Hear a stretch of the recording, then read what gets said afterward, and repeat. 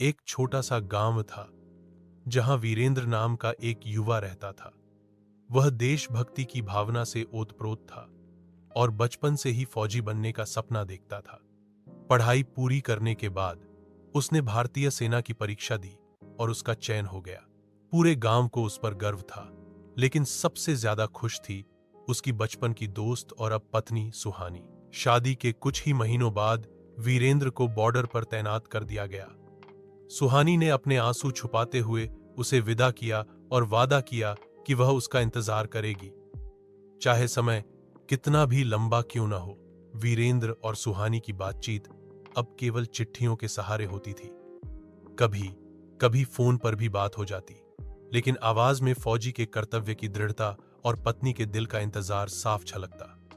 सुहानी हर दिन मंदिर जाती, देश और अपने पति की सलामती की दुआ मांगती। एक दिन खबर आई कि जिस पोस्ट पर वीरेंद्र तैनात था वहां आतंकवादियों का हमला हुआ। सुहानी का दिल कांप उठा। कई दिनों तक उसे कोई खबर नहीं मिली।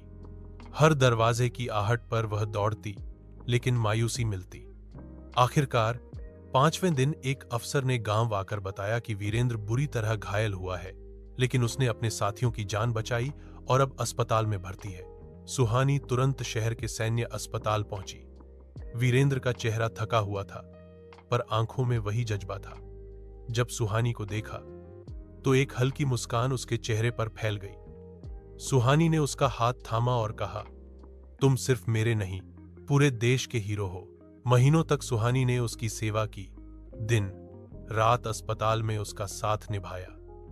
धीरे धीरे वीरेंद्र ठीक हुआ और उसे वीरता पुरस्कार से नवाजा गया। कुछ साल बाद वीरेंद्र की पोस्टिंग वापस शहर के पास हुई। अब वे साथ रहते थे, लेकिन उनके जीवन में देश के लिए समर्पण और एक दूसरे के लिए अपार प्रेम बना रहा। इस फौजी और उसकी पत्नी की कहानी सिर्फ प्रेम की नहीं, त्याग, धैर्य और देशभक्ति की मिसाल थी। जहां वीरेंद्र ने सरहद पर देश के लिए जान दी, वहीं सुहानी ने हर मोड़ पर अपने प्यार और विश्वास से उसका साथ दिया। इस कहानी से सीखने को मिलता है कि फौजियों के पीछे खड़े उनके परिवार भी उतने ही बहादुर होते हैं।